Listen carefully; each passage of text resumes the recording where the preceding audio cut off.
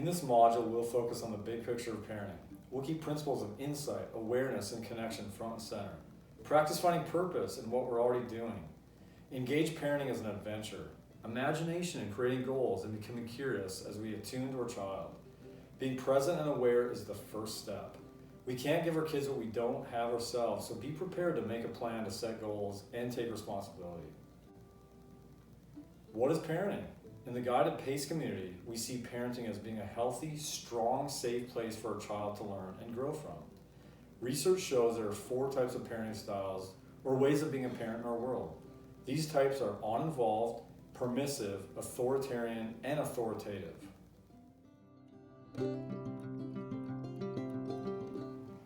Hi, my name's Jessie Vongsness. I'm the director of the Guided PACE Parenting Program.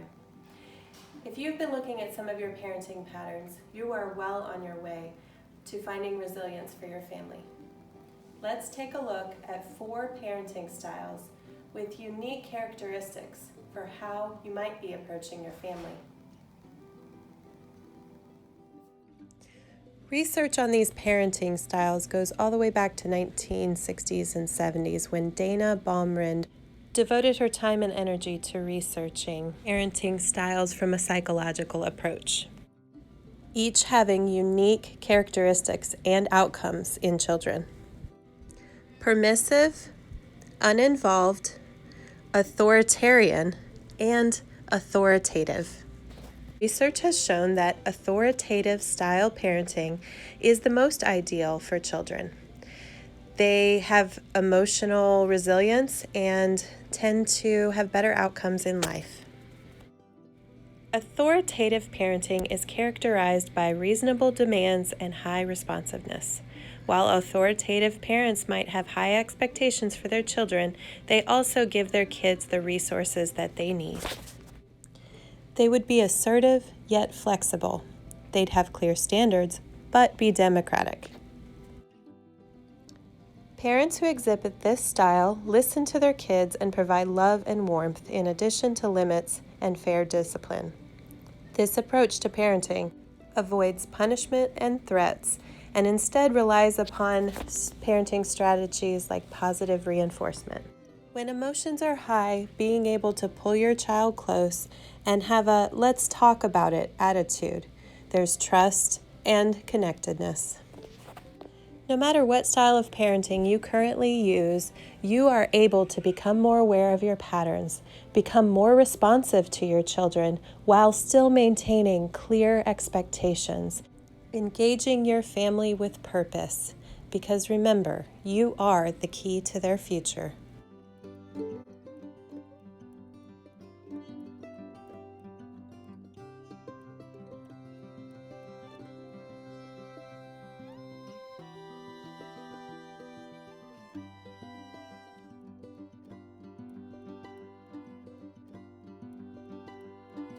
Remember, 3 basic questions all of humanity asks based on our safety styles. Am I safe? Am I loved? Do I belong? Only after your basic needs are met can you pursue your purpose as a parent. Psychologists agree on the hierarchy of needs outlined by Maslow. By following this model, purpose has to come after basic needs for safety, security, and connection.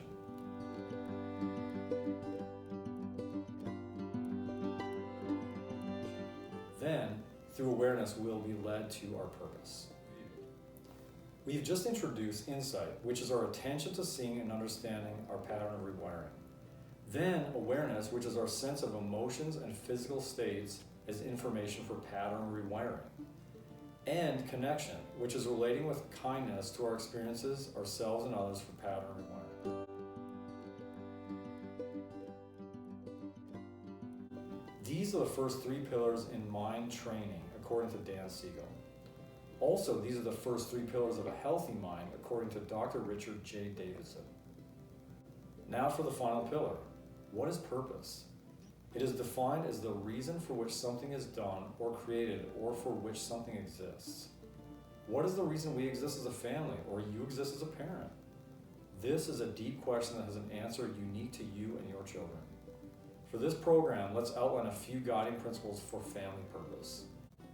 The ultimate goal on your journey through family purpose is learning to connect your insight and awareness to your patterns.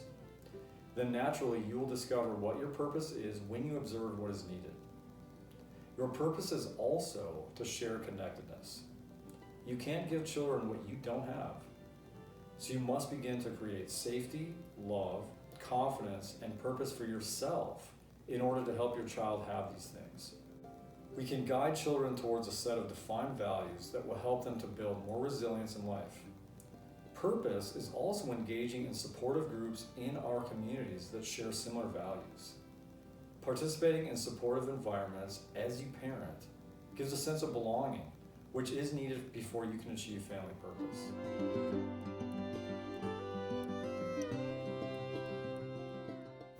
Individual purpose. We all live with individual purpose. It can look like our faith, mission, meaningful relationships, pursuing education, and using skills at work or in our hobbies. Becoming more conscious of our purpose brings us joy in life each day. This practice is an example of integration of our several states of mind when our attention is on thinking, feeling, and living our reason for being here. What things give you purpose in your own life?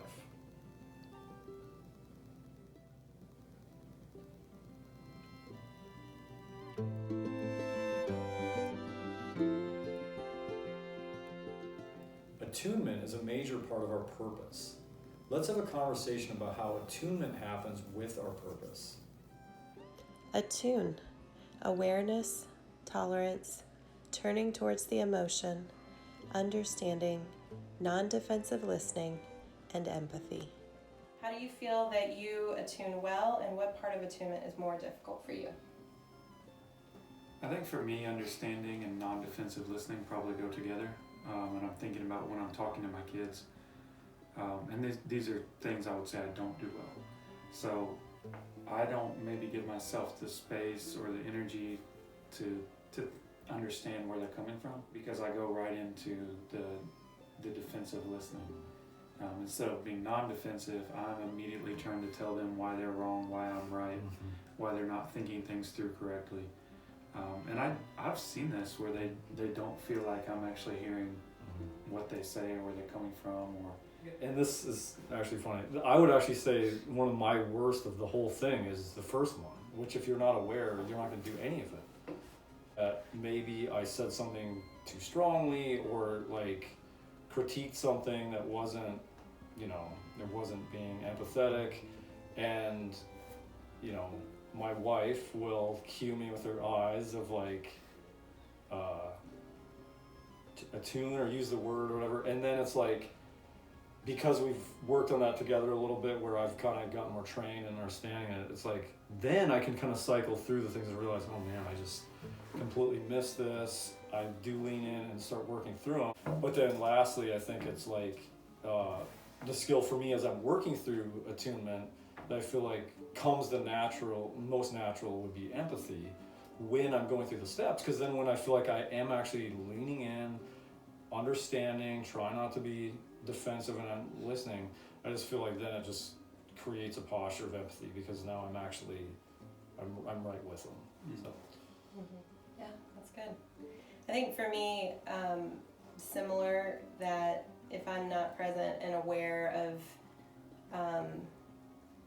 what is going on my child's face, or their body language, kind of the timing of the conversation, if I'm not aware of those things, I miss a lot of information. And then also tolerance.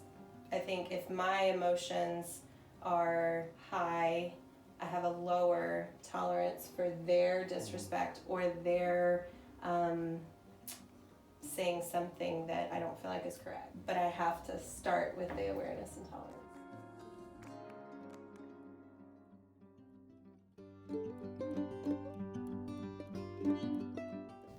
Purpose in parenting is one of loving and nurturing our kids and helping them grow.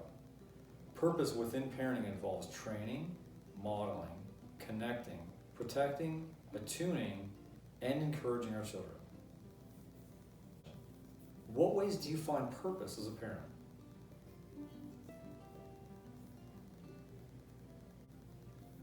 Repairing is the last step in remaining connected and responsive to our child's needs. There is grace to repair when we miss a tune with our parenting.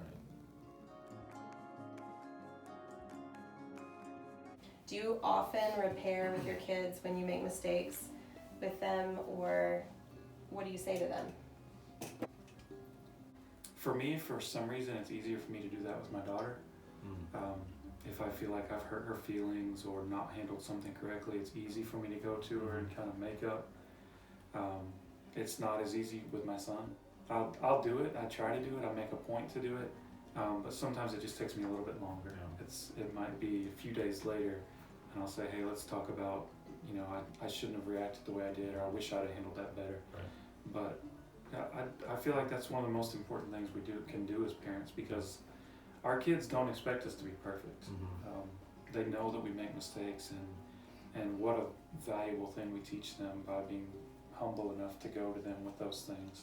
Right. And say, I wish I'd handled this differently, and I'm sorry. Yeah, yeah, that's right. I don't think I repair often enough, but it's just another skill, like with attunement, I'm trying to really work on and do more better. I think that I was at a conference one time where I remember the guy that talked about, like, with parenting, that he just said the line something of like, we're gonna make mistakes, like you said, Danny, but the grace and the beauty here is that you don't realize how huge and crucial attunement is to come in and repair. And like, yeah, it's a beautiful, I guess, picture of the power of repair.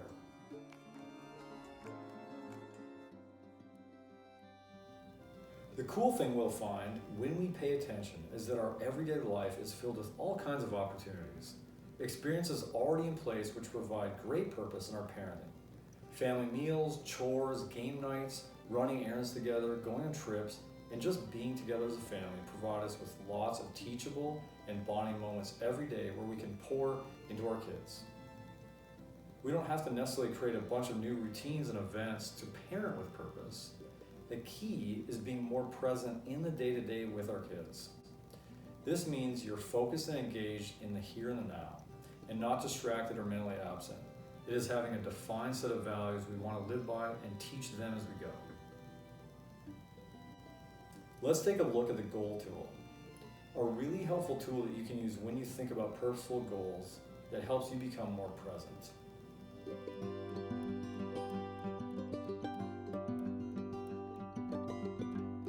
The G is for gain.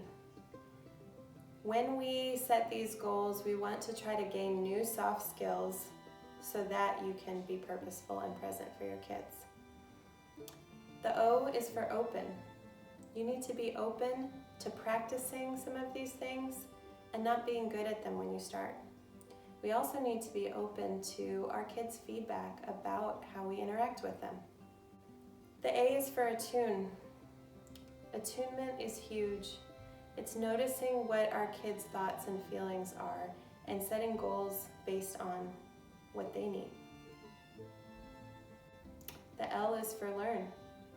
The goal here is to be a lifelong learner, and what can you learn from all this information that you've received?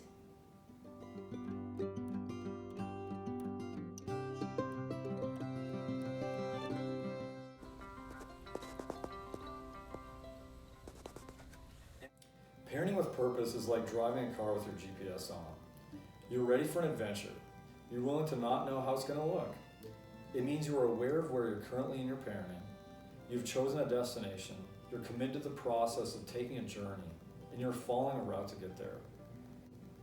It is true you may hit potholes or detours. You could make mistakes and wrong turns, being rerouted, or you could have mechanical issues and sit beside the road while waiting for repair. But if you keep the GPS on, you will reach your destination eventually. You have faithfully parented your child with resilience and connection into the purpose they will begin to see for their life. You are the key to their future. Let's take a look at our final styles. Then we'll review all the styles that shape our patterns.